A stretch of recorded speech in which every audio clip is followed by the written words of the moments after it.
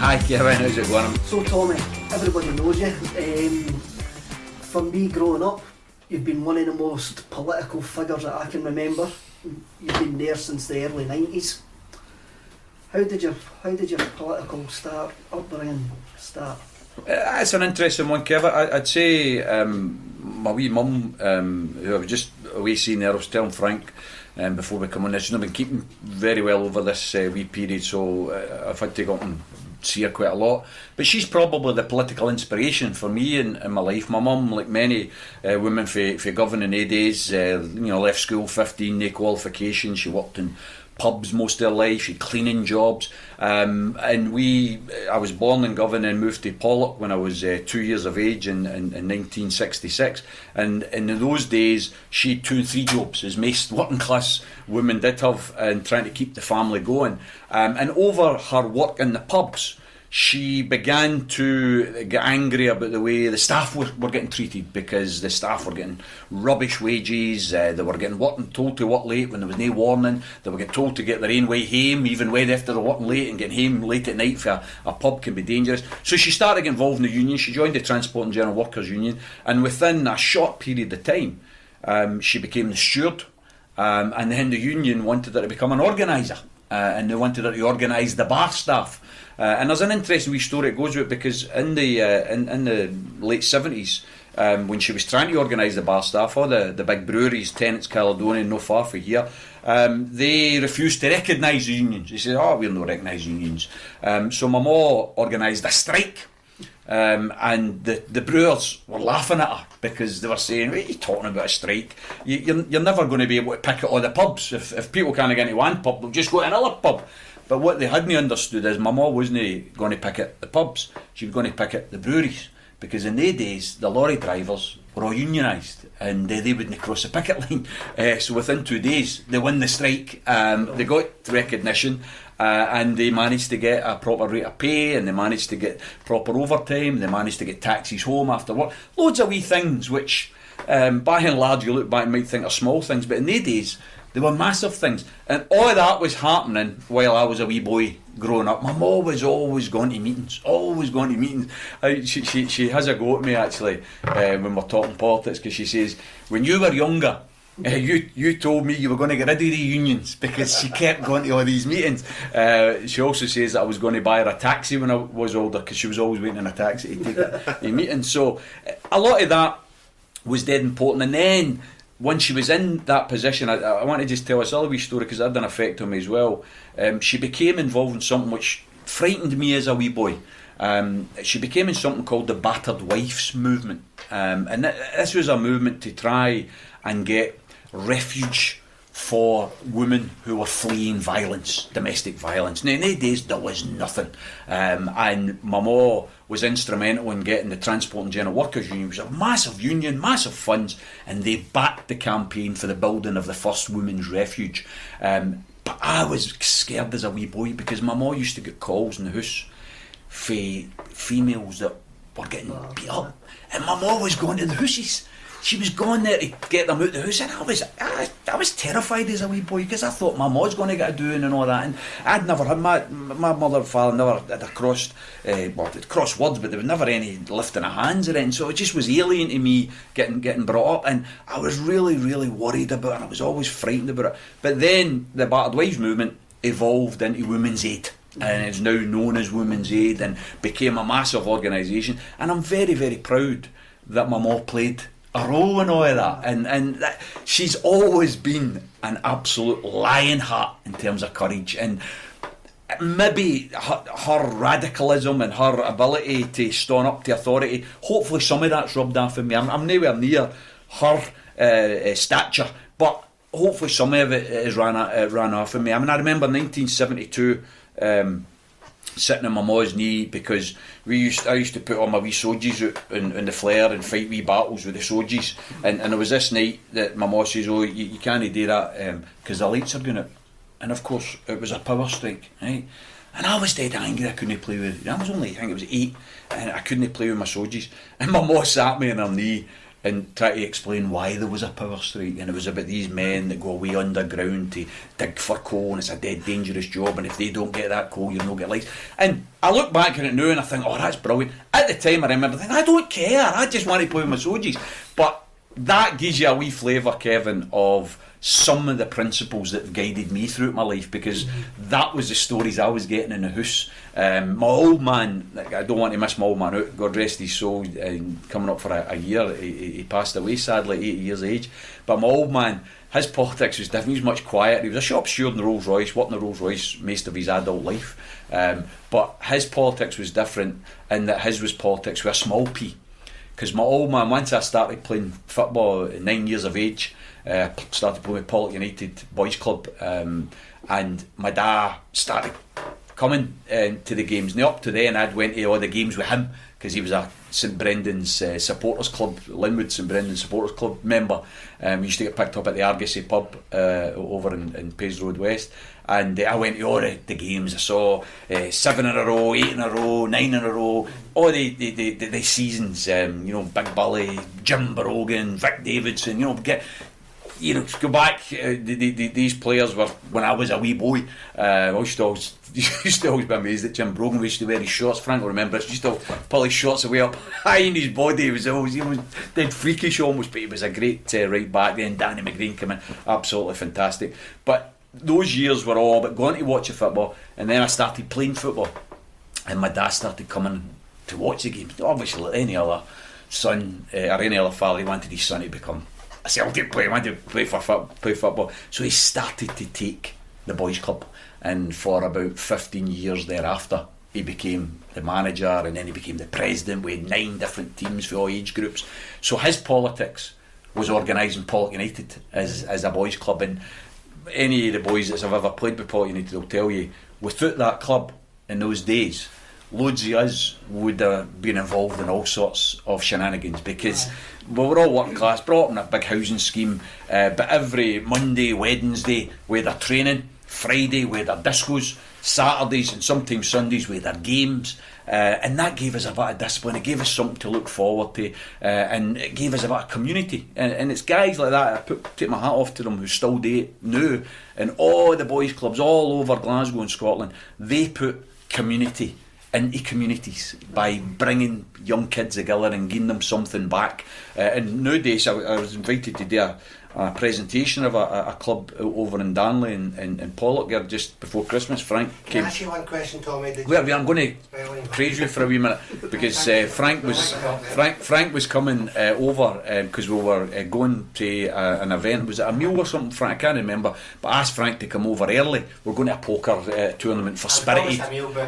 We're going for a poker tournament for Spirit Aid, the charity group, and Frank was coming to it, and I'd asked him to come a wee bit early. Now, as it had happened, the club that I was going to, they had been let down by a player who was supposed to be doing the presentation at the last minute. Now, I'd already made the arrangement for Frank coming to my house, and we were going to get a wee bit of lunch and then go to the poker game.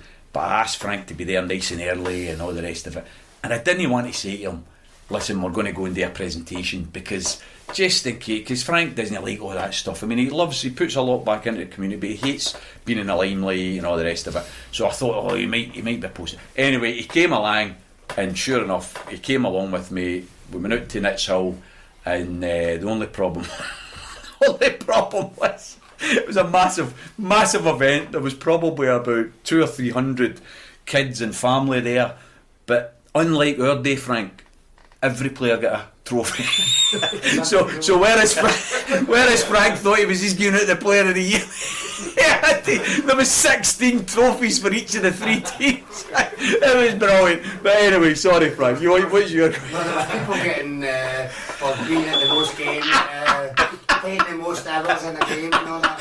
that was that. I mean, Turning up at training. I didn't know what to say to the guy when he came up, you know. But I just want to ask, I had a wee problem earlier on when I was talking, did your dad have a coaching badge? No. Thank you. No, that's a good point, Frank. Did he make a good... It's a great point, Frank, because not only did he know of a coaching badge, but my dad's philosophy was get it up the park, get it up the park. And the point is, that's the way they guys played football. You know, clear your lines, and then when you get it into their half, then you can dribble, but don't pass it into the back. But for what they didn't know about the game, they gave much more in terms of their commitment. That's the point. Their commitment. All my mates, you know, they make the point. The only reason I go to a game was because my dad ran the team, right? but it wasn't as simple as that. It wasn't as simple as that. It wasn't just that he ran the team. It's that every Friday night he was there at the Cardonald Laundrette next to the Argosy. My dad used to let a wee pint. He never touched. We never went into the pub.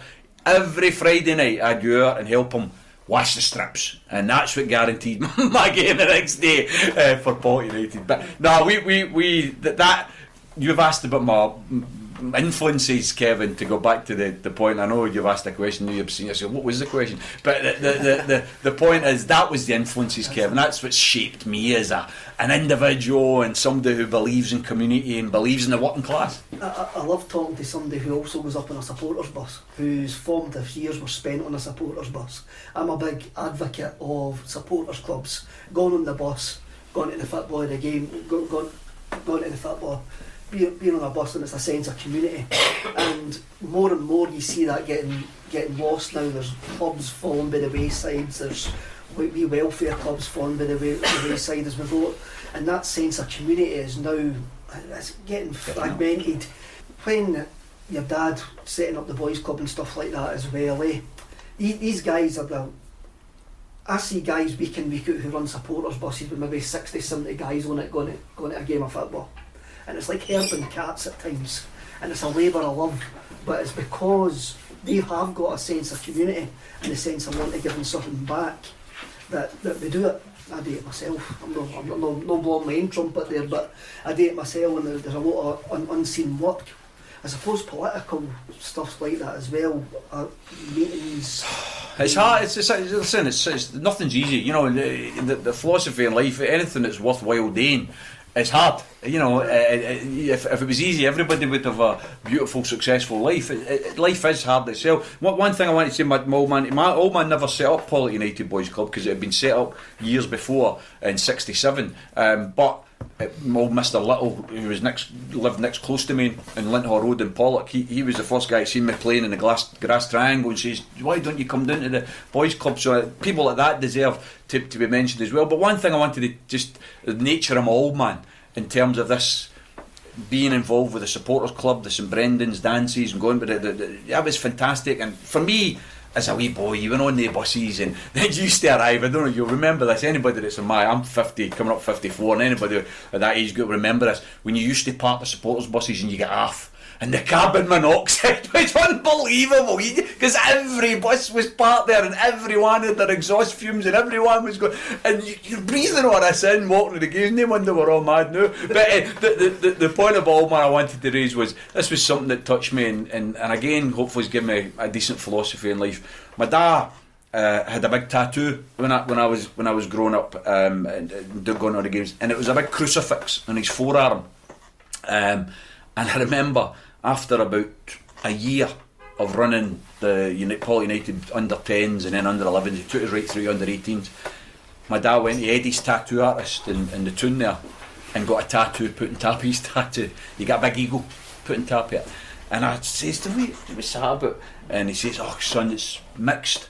I don't want to give the wrong message to some of the boys. And I thought, at the time I didn't really think about it much, but now I think back and I think, you know, that's brilliant, because he didn't want to make the club appear to be just for one set of boys and no fillers, because, you know, I was listening to what Frank said earlier actually, and I thought it was spot on. I don't think there's anybody being brought in a working class community in Glasgow or Scotland who doesn't have friends from a Rangers community, a Rangers culture or whatever. You know, some of my closest friends, my mate Monty, big Rangers fan, and and I had it against them all the time, and we used to fall out every single time there was an Old Firm game and the rest of it. But I'd go to war for Monty, and I think Monty would go to war for me, and I think that's important that we bear that in mind. Yes, we're faithful through and through. Yes, Celtic's in our heart and it's in our blood, but let's not forget that we're all part of a class as well, and some of the feelings we feel for our club, some other people feel for theirs, and I can look back now and politically analyse their club and why I'm opposed to it, because I think they've got different backgrounds and they had inbuilt racism and bigotry in their club up until the Souness era in some respects. Some of people would say some of that still exists, but all of that I'm bringing I was so proud of Celtic until, and this is something that I've documented in the past, because I fell out with Celtic, Kevin. I did fall out myself in I think it was 81, and it was the Mark Walters 88, sorry, I've said 81. I was in my first year, 17, first year at university, and I'd brought a boy over from Ireland, Big John. He'd never been to a Celtic Rangers game. We went to go to a Celtic Rangers game. This was the New Year's game. I think it was the 3rd or 2nd of January. We're up at Celtic, and I used to go to the jungle all the time, but we're in the Celtic, and it was brilliant, absolutely brilliant. And Mark Walters was making his debut for Rangers that day. And the reason this guy was coming out because he was a socialist for Ireland. And I'm bringing him out, proudest punch of Celtic, and bananas were getting thrown onto the park, real bananas, blow up bananas, monkey chants. I was affronted, Kevin, I was affronted. And I know, look, who do you blame for that, right? It's a small minority and all the rest of it, but it was emanating for the jungle, where I had raised most of my Celtic supporting days were at number 7 in the jungle. It's where all the Pollock boys used to go. I remember standing there in May of 1978, greatest game I'd ever attended in my life, when we beat Rangers 4-2 to win the league. 10 men done it again, absolutely brilliant.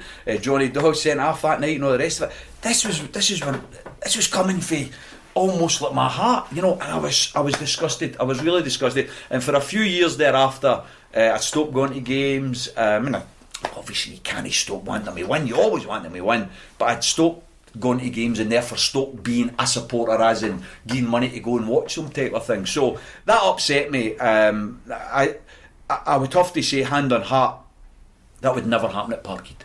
No, that would never happen at Parkhead. There may be individuals, don't get me wrong, but as a club collectively, for instance, one of the proudest moments for me is when the solidarity with Palestine display was on, and it got so much support. That to me shows that our support, I think, by and large, there is exceptions to every rule, but by and large, I think we have got a progressive support base, and that's something that we should nurture and promote. The Mark Walters incident, I think the reaction of the Celtic, it's unforgivable. There's no excuse for it, what happened that day, but not the View. The fanzine had just started that season, and after the Mark Walters game, they done a big anti-racism issue after. I'm not going to speak for the guys for Not the View, because they can well document it themselves, but that's when they got guys from St Pauli across. And that's when there was an education went on within the Celtic support after that incident. I do, it's a shameful incident. But as you say, the Celtic support have always been left wing. They've always been more socialist in their views. But I think, Kevin, what I thought was exactly what you said there, until that game, and then I was shocked. It was like a shock. It was like a bereavement almost, and that's what I mean about my reaction. And I'm absolutely confident in believing now that it just wouldn't happen again. It just the fans collectively would turn on individuals. Are embarrassed about it. Yes, definitely. I mean, when it gets mentioned on Twitter and social media, the fans still to this day are embarrassed about that with the Mark Walters incident. And like you said, it wouldn't happen again. Definitely not. Definitely. I go to the majority of the games, and I'll tell you, nearly every single away game I go to, I will hear a comment. I go, who says that? Exactly. For Kevin, the thing about our club, right? I hear some Celtic fans, and or because of the amount of political meetings I do, and I'm very supportive of asylum seekers, and I think the attitude to fellow human beings often is woeful. But I'm very intolerant of it, but I'm more intolerant when I hear it coming from a Celtic fan. Because see this bit about looking after a rain and coming out here, right? I turn round to them and I say, your name's Murphy, mate, or your name's O'Reilly, or you know an immigrant. What do you mean? I says, well, mate, I know I'm an immigrant because part of my stock's Irish. We were treated like this when we come out here. Why are we now turning around and treating people like that? And sometimes it works, but other times you get guffaws and laughter and people just don't care. But I think you're right. Our club is definitely moved forward. I think we know that the Green Brigade sometimes get a bad rep, but they do a lot of good stuff, like the stuff for Palestine and that, and they are quite forward thinking with their politics, and they do have political classes for some of the younger generation and that. Do you think politics and football mix? You grew up in the 70s where the Celtic support were probably more Republican. But put it this way, Kevin, specifically, the idea that politics has got no place at Celtic Park is the most ignorant comment that could ever be made. And when you hear some people, maybe the high Hegians, who, let's face it, money's more of their motivation than loyalty to a club, I think to myself, go and learn your history. Republicanism was part of Celtic's infancy. The whole Brother Walford stuff, the whole idea of feeding the poor, putting food in the tables of the poor, if that's no politics, what is? And that's why that club was set up. And thereafter, the Irish connection was very much part and parcel of Celtic's history. The tricolour been flowing in its very early years at Parkhead.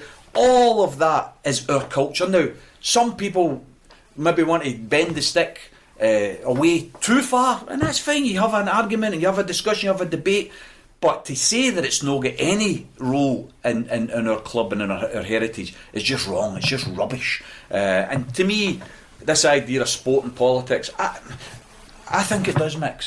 Personally, I think it does mix. I think if sports individuals hadn't refused to travel to South Africa and compete in places in South Africa, apartheid might still be ways. I think if the brothers hadn't raised their fists at the Olympics in 1968, then we might still have had even more ignorant racism in America than we've got now.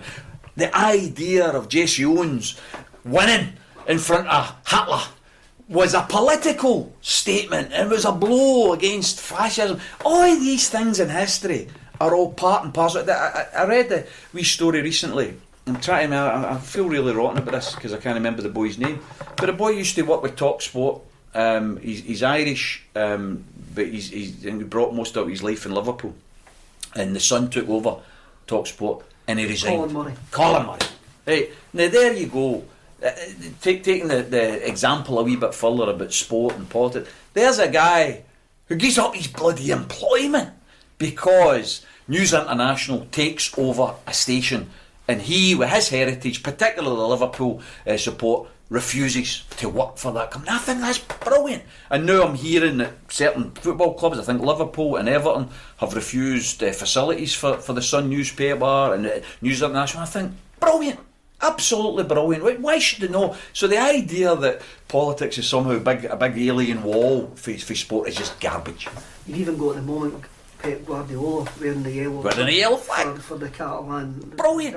Absolutely brilliant. And it's actually, sometimes you get a superficial attitude because you don't know a lot of people. And I used to always listen to wee Mourinho's talk and philosophies and think, it's quite funny, but then he had a wee go at Pep Guardiola recently, and now my opinion of him fell because wee Pep was out there with a yellow ribbon. And by the way, even risking arrest, there are some people in Spain saying that Pep Guardiola, there's an international arrest warrant should be issued because he's shown support for the Catalan. So from my point of view, fair play to you, mate. And when Barcelona trounced Real Madrid a couple of weeks ago, I was over the moon. Absolutely. I always want Barcelona to beat Real Madrid, but it had a great taste to it this time, because it was almost like Catalan against Madrid in terms of the political scene, and they beat them 3-0. Brilliant. We've also got the James McLean issue with not wearing the poppy. So again, it's, I mean, why would the guy wear the poppy, you know, for what's happened to his local people? A few years back, there was a programme, I can't even remember the name of it. So Elaine Smith was the host of this TV show. It must have been about 2002 or 2001, something like that. I was an MSP at the time, and Elaine Smith had invited me on as a guest, and it was in November, and I, you know, it was BBC, and you show up and they've got these red poppies, and I said, no thanks, I've got my own, and I had my white poppy on, and I wore my white poppy, and I did the interview, made a good laugh and the rest of it. I get absolutely slaughtered afterwards. Daily Record, the Scum paper, all giving a go, unpatriotic, blah blah blah. And the worst thing was that I was insulting the memory of those that lost their lives.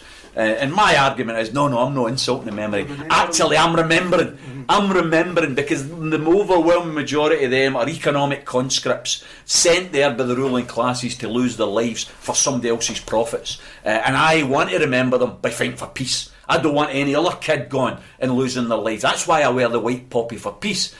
So when I read about James McLean getting slated, I say 100% back you, 100%. Now, I'd love to see Celtic take that up. I'd love to see them not refuse to wear the poppy, but why don't they wear the white poppy? Or why don't they wear both? Why don't they wear the white and the red if it means that much? But the idea that somebody should be slated for refusing to wear the Lord Hague symbol of war, I think is just ridiculous. Aye, I was just going to say, it's been made a big thing recently, and I think it's put people off wearing poppies, to be honest with you. You know, football players, but showing them into football kits and things like that, do you think it's personally, you know, it is ironic, because the people who are doing all these things are the very ones that say, oh, politics is got no role in football. Exactly, that's politics. But by the way, we're sewing the poppy into your jersey. That's political. That's a political statement. I mean, it gets. Listen, we're getting, obviously, you're inviting me on, you're obviously going to get into politics, because the truth is, what pisses me off more is that we have to bloody donate money to the armed services, because we shouldn't have a single ex-soldier or ex-armed service personnel that's in need. For Christ's sake, when are we going to get, instead of raise money for the poppy, when are we going to get the collecting can for Trident? You know, never mind funding Trident. Let's get the collecting can out. Let's get the wee missile stickers. Please help us, we need to build another nuclear weapon. Get your sticker, That's the way Trident should be funded. Every Erskine Hospital and every other service for the armed personnel that have given their lives or given their limbs, they should be looked after as part of the welfare state, not on the basis of charity or charitable collections. You mentioned Trident and that there. Obviously, you're quite famous for your anti-nuclear protests at Faslane, and you ended up in jail. Have you seen the documentary Living in Dread and Promise by Mark Cousins? No, I haven't. I saw it last year. Mogwai do the soundtrack. Brilliant. Do the soundtrack to it, and I saw it at the Playhouse in Edinburgh. So basically, it was on a big screen. Mogwai played underneath it. Brilliant. And it was extremely powerful. And when I walked out that night, I remember saying to my cousin, who I was there with, going, if the campaign for nuclear disarmament were outside signing up folk just now, it says there would have had 2,000 folk signing up after watching it. So powerful. After watching this documentary. It's obviously, you've just answered the question I was going to ask you later on. You're still vehemently against nuclear weapons. Look, there was a story just a couple of weeks ago, just before Christmas, and it was about there's a potential breakthrough in terms of the gene that gives rise to Alzheimer's. And apparently some research, Edinburgh University and others have been involved, and they're hoping that they've managed to isolate the gene and they're able to treat the gene, and in May 20-30 years from now we may be able to deal with Alzheimer's.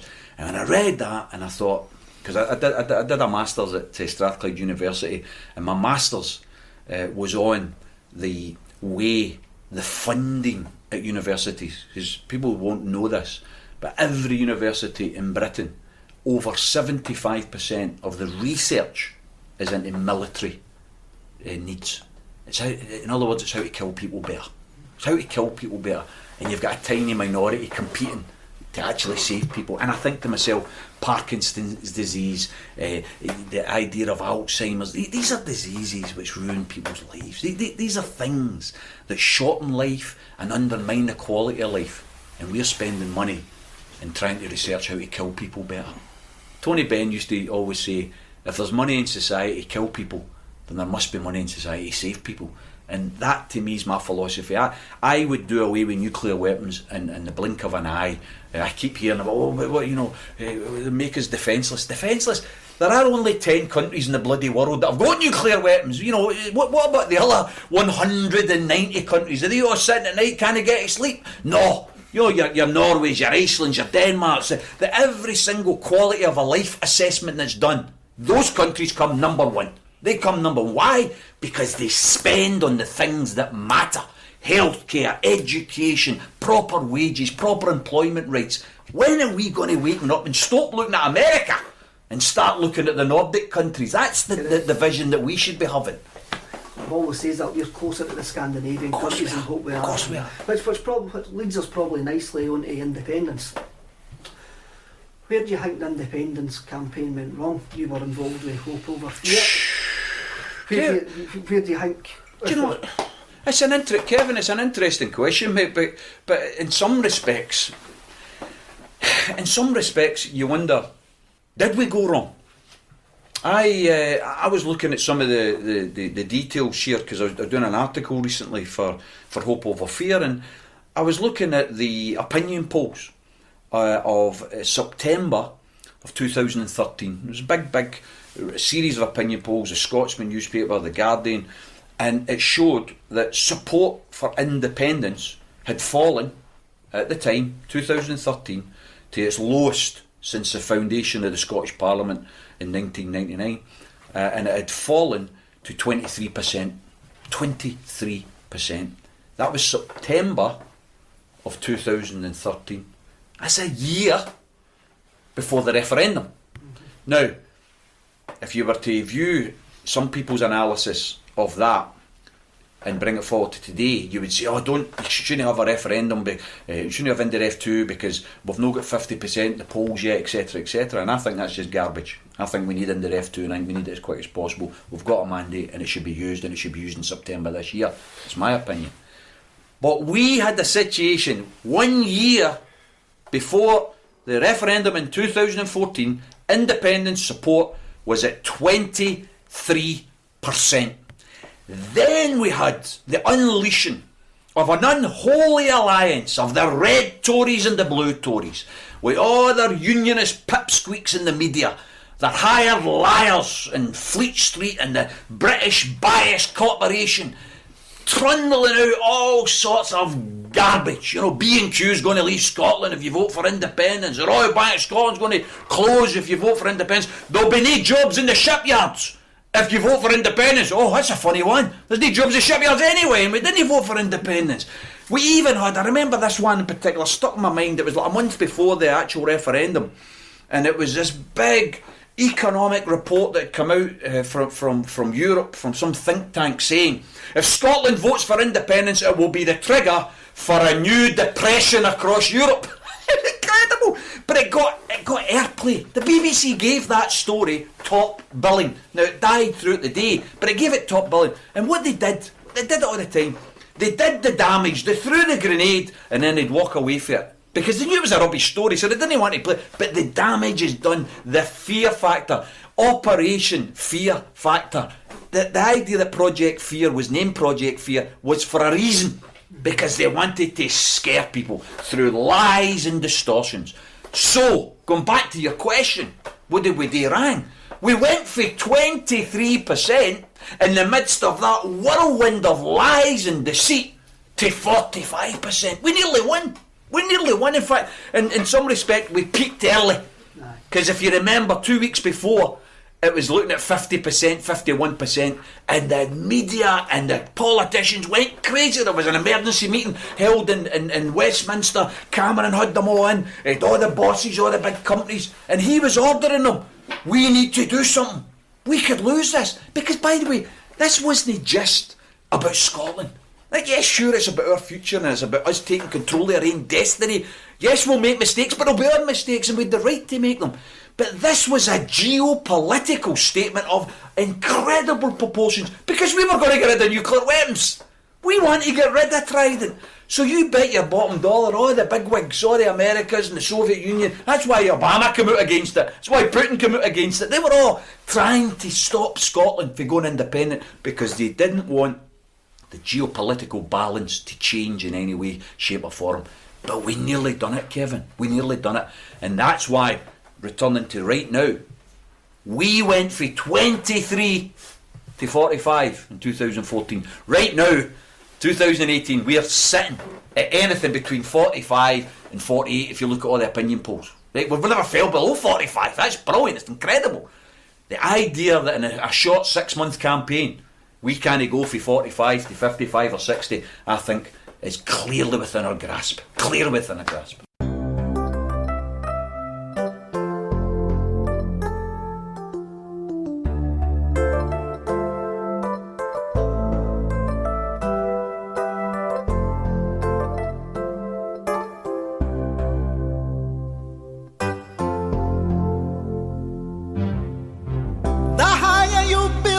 Barriers, the taller I become,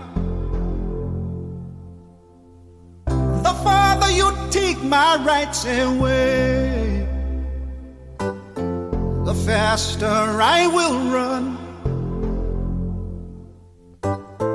You can deny me, you can decide to turn your face away. No matter, 'cause there's something inside so strong. I know that I can make it, though you're doing me wrong, so wrong. You thought that my pride was gone. Oh no, there's something inside so strong. Something inside so strong.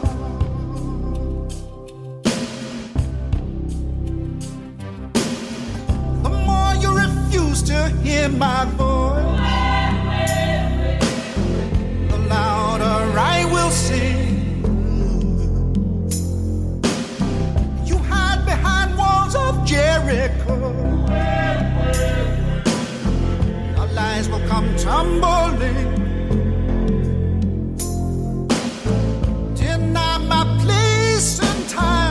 Squander wealth that's mine. My light will shine so brightly it will blind you. 'Cause there's something inside so strong, so strong. I know that I can make it, though you're doing me wrong, so wrong. You thought that my pride was gone. Oh no, something inside so strong. Oh, something inside so strong. Brothers and sisters, when they insist we're just not good enough,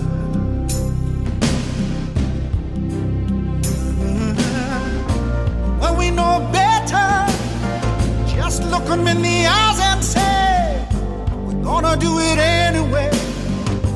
Gonna do it anyway. Something inside so strong. And I know that I can make it, though you're doing me wrong, so wrong. You thought that my pride was gone. Oh no, there's something inside so strong. Oh, something inside so strong.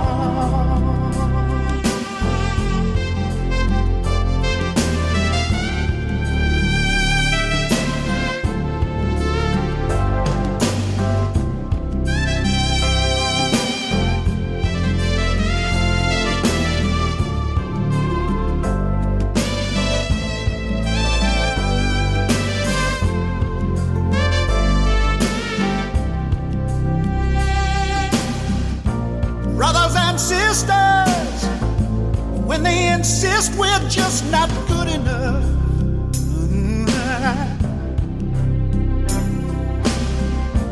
When we know better, just look 'em in the eyes and say, we're gonna do it anyway. We're gonna do it anyway. We're gonna do it anyway.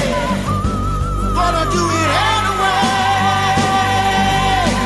Because there's something inside so strong. Inside so strong. I know that I can make it. Oh, you're doing me wrong, so wrong. You thought that my pride was something inside so strong. Something inside so strong. I know that I can make it. Oh, you're doing me wrong. You thought that my pride was something inside so strong. Something inside so strong. Something inside so strong. Something inside so strong.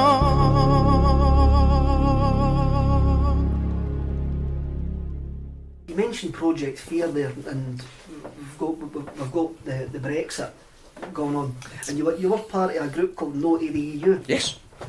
What's your thoughts on Brexit? European Union, to me, the European Union as a body is a big business club. It's there to promote big business. If you look at the articles, and the Copenhagen Treaty is one of them, in order to join the European Union, you must, first and foremost, accept the free market economy. You must accept that you've got a free market economy, and you must accept that you'll promote a free market economy. As socialists, you've got to remember, socialist countries would have allowed to join the European Union because of the public ownership. That's why if you look at the anti-competitiveness rules, if we were an independent country and we were to decide, well, we actually want to invest in our shipbuilding and steel, we actually want to start making things again. Scotland used to make things. We used to be better than just answering the phones to people. Call centres. We used to actually make things. What we're going to do is we're going to have an economic strategy that's going to go over the next 10, 15 years. We're going to invest in shipbuilding, invest in steel building, and we're going to subsidise it. We're going to actually give them orders for buses, for trains, because we're going to actually run the buses and run the trains. So we're going to order these units and we're going to have them built here in Scotland. We're going to increase trade, ferry transport. We're going to build ships again. European Union would say, no, you're not. No, you're not, because you're not allowed under anti-competitive rules. So the European Union is a block to socialism, is a block to social ownership. It's a fact that the Labour Party's manifesto in the election last year, radical manifesto. I was over the moon with that manifesto. Absolutely brilliant. I was in the Labour Party as a kid. Brilliant. Tony Benn was the guy that inspired me. I've known Jeremy for years, met him several times. He's a decent guy. Over the moon with a manifesto. John McDonnell and Jeremy Corbyn have admitted that manifesto would not be allowed by the European Union because there's too much public ownership in it. There's too much public investment in it. They talk about setting up a national bank. Oh, that's anti-competitive, and that wouldn't be allowed by the European Union. So, you say to me, what do I think of the European Union? It's a big business club. Do I want to be a member of it? No. I want to have trading relations, social relations, cultural relations with Europe, the same way as Norway's got. If Norway can exist outside the European Union and be one of the most successful countries in Europe, why can't we? I think it's wrong, and the SNP has to take this on board. They cannot tie membership of European Union to independence. They cannot do it. They must separate those questions. By the way, in an independent Scotland, let's have a referendum on European Union membership. I'll argue for, against. Other independent supporters will say no, we should be, and we'll have a fair and an open debate, and if I lose, fine. At least Scotland's decided it instead of somebody else deciding it for us. Same with the monarchy. Oh, I don't want an independent Scotland for a slimmed down bloody monarchy. I don't want to put them on a diet. I want to get rid of them altogether. I don't want anybody having a vested interest or right over my life because they're born into a particular family. But that should be decided by a referendum after independence. Same with membership of NATO. That should be decided after independence. All these things can be decided after independence. But let's get the independence first. Frank, you had a question there. No, it was just a point I was making. I'm an independent person, completely and utterly. My whole family, all my kids, my 4 kids, everybody in the family were all voting for independence. And my mother, she died 2 years ago, God bless her, I asked her why she voted, what to vote to stay in. She says, I'll not get a pension and we're going to get attacked with other countries.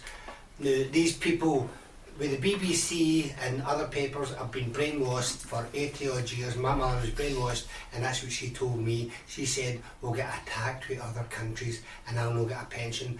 The Project Beer worked, and it worked. Now, all the people under 57 who voted would have been yes to come out of the union, and I think now we just got to take our time with independence and just pick the right moment, because all the older people now who have been brainwashed are not here anymore, and the people coming up, even my kids, are saying now we should get independent, we'll be a much better country, and that's because they're not buying the newspapers or listening to BBC.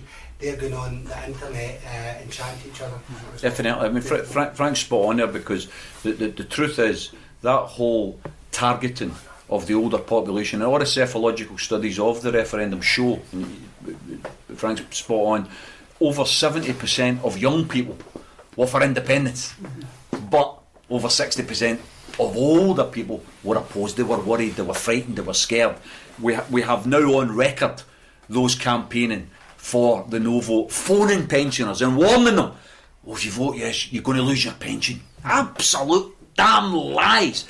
But here's the thing, and it's to do with what Frank says about Project Fear worked. He's right, it did work, but it's a one-trick pony. It's a one-trick pony. See the way the lies are blown up in their faces. Shipyard jobs blown up in their faces. B&Q, Royal Bank of Scotland, NHS. All these things, which apparently membership of the European Union, the only way to save membership of the European Union is to vote no to stay in. All of that's blown up in their faces. See the next referendum, and it will be a shorter campaign, it won't be 12 months. Those lies won't work the second time around, and that's dead important to bear in mind. Can I say another thing? I hate to butt in, but in 1979 we were told that we'd be in a lot of debt if we became independent. We were in very, very little debt in 1979, and although we got a majority, it had to be 60%. They said we'd been in so much debt. We're now in £1 trillion worth of debt, and we're no independent. The Tories have put us, well, all the governments have put us into that debt. If we had our own country, we'd almost certainly be in no debt. So that was another lie.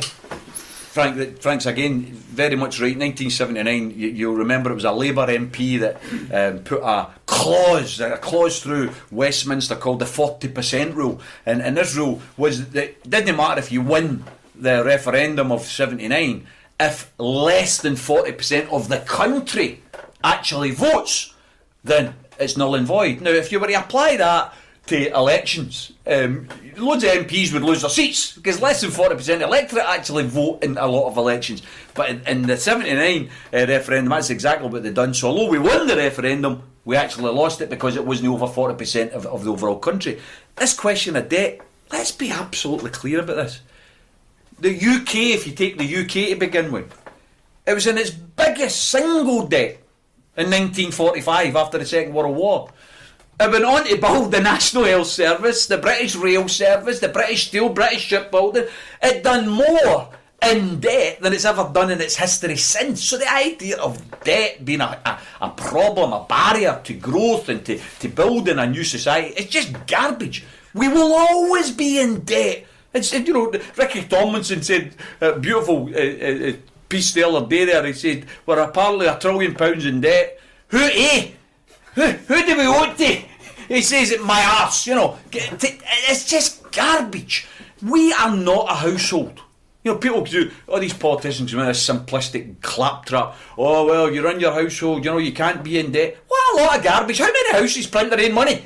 You know what I mean? It's just garbage. Of course you could be a country and be in debt because you print your own money. You control your money supply. You can control the level of employment, the level of wages. You can then improve the level of tax revenue because, of course, if you pay people better wages, if everybody gets a better wage, everybody pays more taxes. So the more you pay out, the more you're getting back in. But what you've got, and this is something that pisses me off so much, Kevin, in an independent Scotland, if we do nothing else, yes, nuclear weapons, yes, the future of our children, but there are two words that we have to remove from our dictionary in an independent Scotland, and it's the employed poor.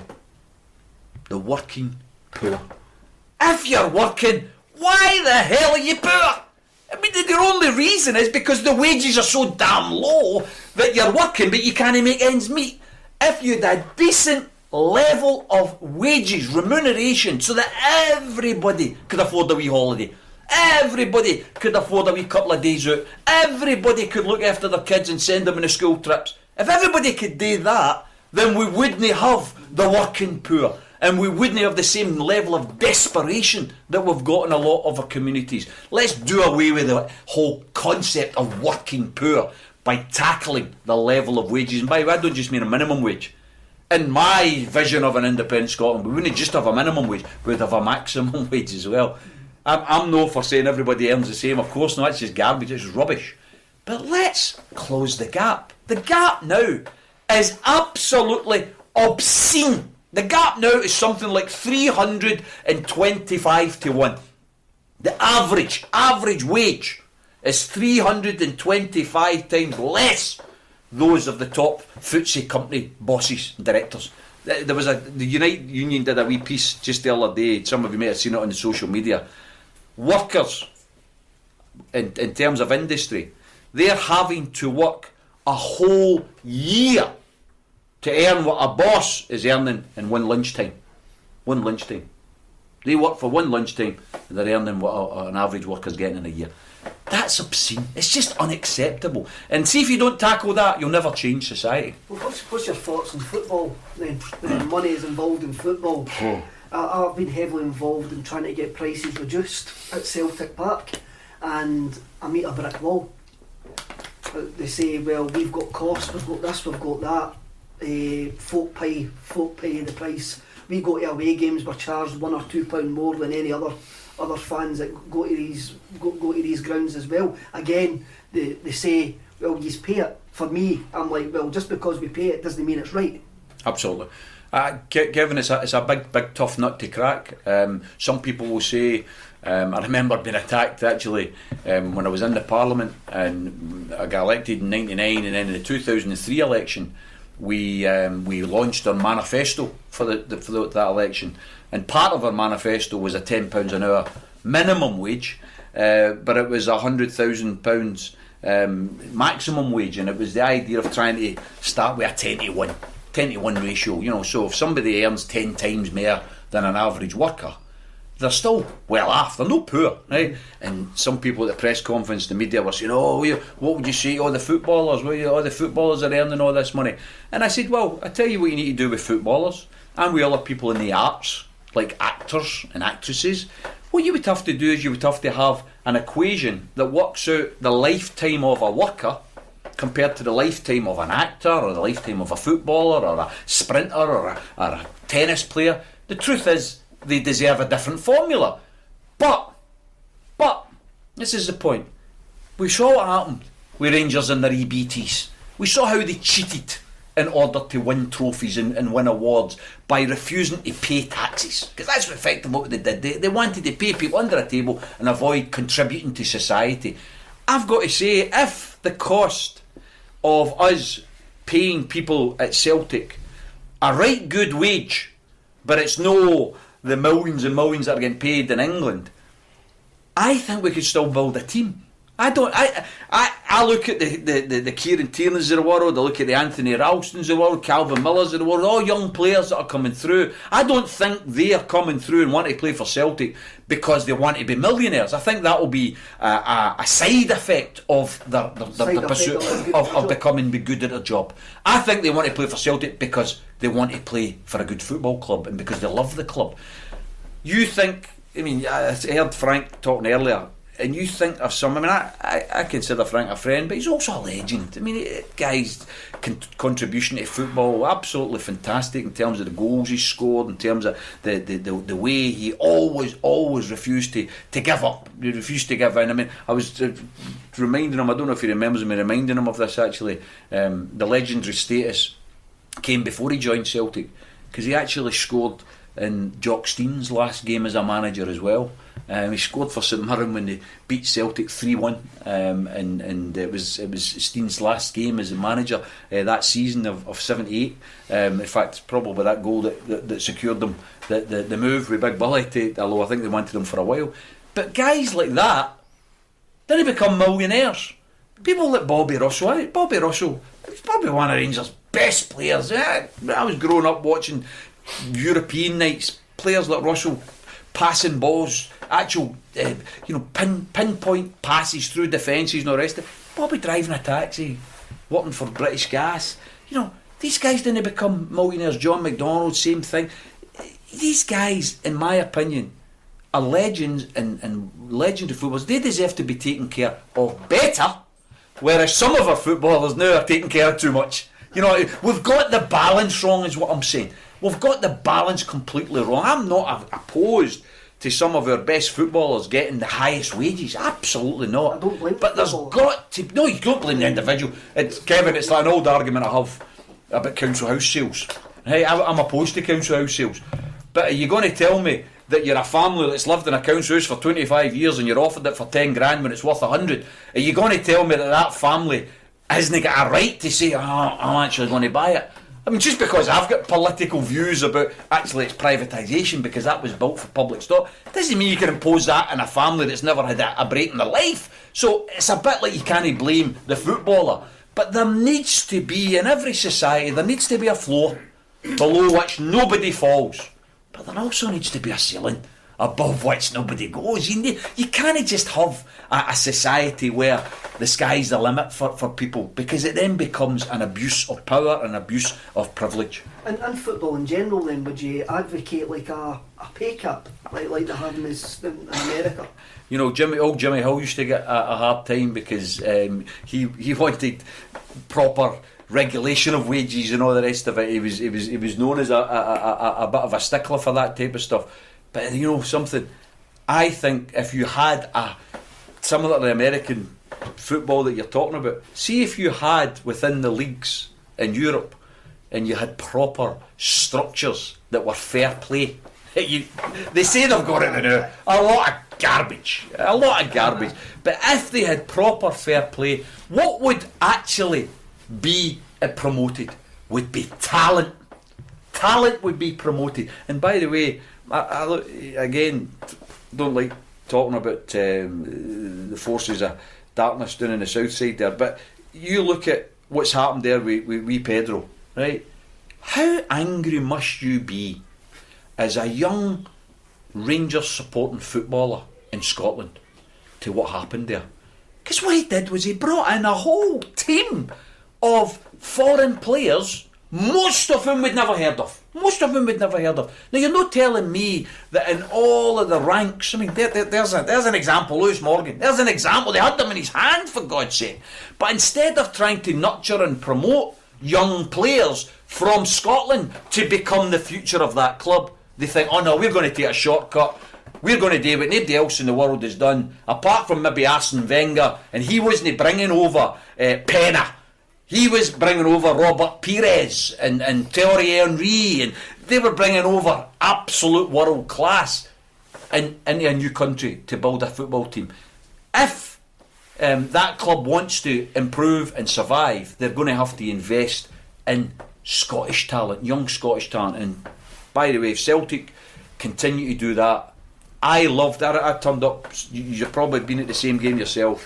the 5-0 game against Kilmarnock, the League Cup game, Kieran Tierney scored an absolute cracker. Tony Ralston scored that night as well. It was a group of boys, a group of young boys playing, brilliant, and they were fabulous, absolutely. I watched that game, I thought, oh, hey, brilliant. Now, okay, people are going to say, aye, that's alright, that, but what, you start getting into Europe and all the rest of it. When are these boys going to get that experience unless they're not given the chance? That boy Ayer that night had a great game. Unfortunately, seems to be getting his place now, but it's taken a long time to give that boy his chance. I think he should have his chance a long time beforehand. I'm becoming a wee bit stupid actually, because we're all managers, aren't we? You know, everybody's got their opinion of football. I remember before the Hearts game last season to win the league, and I remember Dembele was injured, Griffiths was injured. And I thought, oh, surely they're going to play the wee boy Aitchison. Because he's the only recognised forward we've got now. And he named the team, and he played Patrick Roberts up front. And I was sitting with my mates watching the game, and they're saying, oh, this is terrible, oh, it's ridiculous. 5-0 Milan.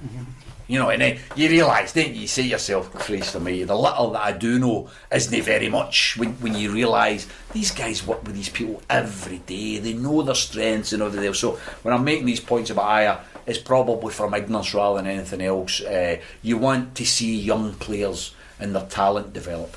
You think Rodgers is the man? We all want to see one of our own being fantastic. That's how the wee man there, wee KT's absolutely loved being kicking about in Tenerife this week in a hoop stop.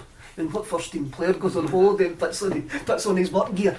Jack Rodgers is the man to bring these players on and turn Celtic into what you want to see Celtic. I think the guy has worked miracles in the short space of time that he's been there. All of us have to look at the Ronnie Delia era and the players that were in the playing staff compared to what Rodgers did now. Two players. The idea that two players can transform a club, I think, is hard, right? But you take Dembele and Scott Sinclair out of that equation, by and large, that was the same pool, and they were trouncing the Aberdeens and trouncing Rangers 5. Absolutely remarkable. In some of those games, it wasn't even two of them, because a lot of Dembele was injured for a lot of that season, you know. So from my point of view, you have to look beyond the players to the coaching, to the strategy, and undoubtedly, and I love this part of the game, undoubtedly fitness is playing a bigger role. I love watching all the old shows about the Lisbon Lions, and even watched a show recently about the Rangers Cup winning team. And the thing that was remarkably similar, the groups of the players in the studio, and they were talking to them, and the thing that was common between that 67 to 1970 team that made the final, and 70 to the 72 Cup winners team, they ran over teams. They sit and talk about how we were playing Bayern Munich, but they ran out of steam. We ran over the top of them. We were playing Real Madrid, but they didn't have our fitness. And I'm thinking to myself, what happened? What happened? How can we be in a situation in the late 60s, early 70s where we were running over teams to now having the Germans and the Spanish teams running over us? I mean, what's is there something in the water or something? And I think that's got to go with training methods. It's got to go with diet. It's got to go with outlook in life generally. And I think Rodgers has come in there, and by all accounts, he wants things done his way, from the colour of the carpets to the decor, right through to the diets and the training methods. And if he's going to give us a long-term investment, he deserves long-term support from us. Tommy, I was at a game not that long ago, and I thought you were going to mention it earlier when you said you were at a game. The woman behind me said that she's seen Coolio, and I thought, Coolio the rapper? She went, aye, Coolio the rapper. I seen him outside, and then he came round the side of the pitch. How did that all come about, and how did they enjoy? Oh, listen, Coolio, absolutely loved it. A few years back, 2009, for the second time I'd been asked on to Celebrity Big Brother. I'd been asked on in 2007, but I was still an MSP at the time, and I said, no, I'm not doing that. I've got a job, but it's not right that you do that. But then they come back when I was a law student, struggling to pay for my fees, and I thought that's a no-brainer. The initial offer was 60 grand for 3 weeks work. I mean, talk about the best job you'd ever get, you know, sitting in a house for bloody 3 weeks. I mean, your grandfather and your dad would give their arms for that level of wages. Eventually went up actually to 100 grand for 3 weeks work. I mean, it's obscene. Not at all. No, the agent took bloody 20%. I didn't realise that. Of course, the agent took 20%. She get 20 grand for doing bugger all. But anyway, I took part in Big Brother in 2008-9, and Coolio was one of the celebrities in there. Latoya was in, and Vern, wee mini-me was in as well. A few, Terry Christian was in. I used to remember him for the Word. Brilliant. So I had a fortune. Eureka Johnson went on to win the bloody thing. I don't know how everybody didn't like her, but anyway, she ended up winning the show. But me, Terry, and Coolio, we ended up being like a wee gang. We ended up talking all night and talking a lot. Terry's a big Man U fan, eh? Terry is massive Man U, massive Man U, and a good guy, a right good guy. He's had me doing to go to a big dark Man U Liverpool game and all the rest of it. Fantastic. He's not inviting me back to get beat that day, 4-1. But anyway, I'm barred. But he and Coolio and me, we were just having a laugh. And Terry came from some of the rough areas of Manchester, so we were taking the piss out of Coolio. You know, he's going on about Compton and drive-by shootings and all that, and we're like, oh, for Christ's sake, whether he used bubble guns out there, we use knives and all that. It was just a piss take, because what happened is we managed to, boredom's the biggest problem in that place, and we managed to get a bit of paper and roll it up and put something on it, and I made a ball. And we got the ball out and all that, and we had teams, and Coolio was inevitably in the other team, but he didn't like the tackles, you know. So he started greeting him on morning and all that. So we then started taking the piss out of him about how soft he was and all the rest of it.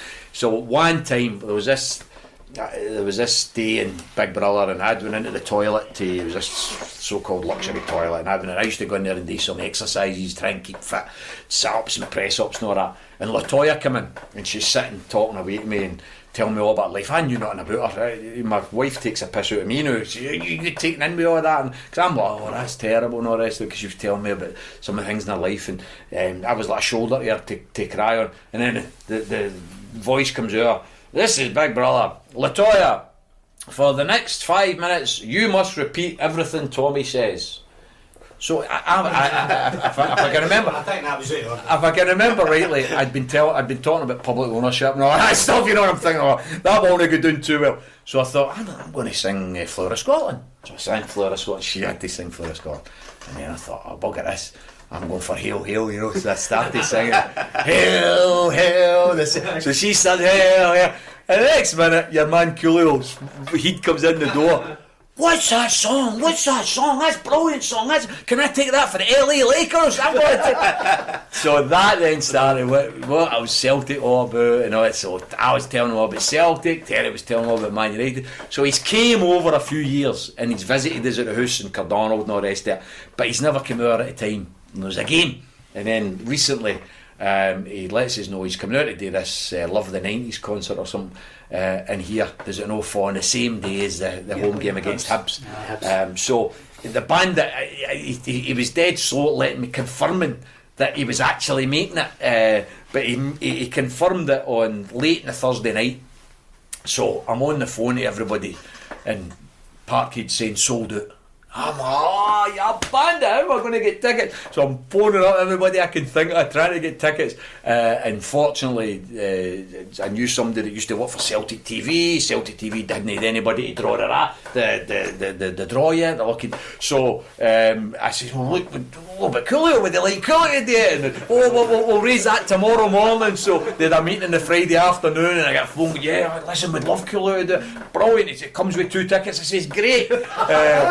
My big buddy Tommy Melville, he owns a Buddha club and all the rest, and he says, Tommy, Magners owe me hospitality. He says, I'll go on to them, I'll go on to them. I said, oh, could you? Because I don't want to go without my daughter and my wife. I always go with them. And he said, I'll leave it with me. So he comes back, look, I've got you the full booner. Full hospitality, it's the meal, it's the drinks, the half-time host, blah, blah, blah, blah. And he says, you know, you and Coolio. I says, listen, mate, I don't think Coolio would go for it. I said, how no? He says, because you says you need to wear a tie. I says, you don't got a tie. And so he says, because you have to wear a tie, you went to this Magnus thing. So what I did is I took the 2 Celtic TV ones for me and him and gave the Willis to Gail and Gabriel, and they just, it was a waste of bloody time and money, because they turned up at 2:45 and went into the game, and whether Gabriel was rotating because Rod Stewart was sitting in front of her and all that type of stuff, you know. So they had a great day. We had a great day, and Coolio was absolutely legendary among. I mean, fortunately, it was a nice day, if you remember. Right. So when we were outside the grunt, everybody wanted photos with Coolio and all that, and he absolutely loved it. When I took him in, and we went, you know what it's like when you go into Celtic Park and you just go up the stairs and he just saw the stadium. It was, you seen his face light up, and he loved the Green Brigade. They were giving it loud, and I was explaining to him with the Green Brigade were, who they were, and the rest of it.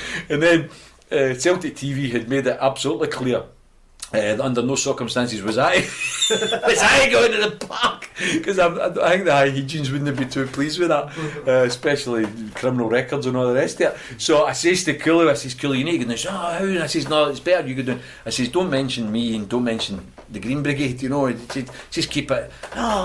So he had to go at half time because he was doing a sound check at the Hydro. So he could only see the first half. We won at 1-0, so Coolio left at 1-0, right? And what happens is he goes down out to the park, and somebody asked him the question, I can't remember, there's an interview. So Coolio, what brings you here? My old friend Tommy Sheridan. I'm here with Tommy and to see the Green Brigade. So the 2 things Alf says not to mention, he's getting I was just pissing myself. And then of course he goes there, he starts doing laps down the park, doing the high fives. He absolutely loved it. He wrote this just before the new year saying, Tommy, I'll never forget it. It was the best experience of my life. So absolutely loved it. He goes back to America and spreads the word now as well, you know. So. Absolutely. By the way, see, look at all the photos that were taken. Aye. They're all over the web, everywhere, you know. So it was like the way I tried Celtic TV was the gangster's paradise. In paradise, you know, here's a great opportunity, blah blah blah. So it was brilliant. Tommy, you've been absolutely magnificent, loved passionate and brilliant. Thanks very much. Pleasure.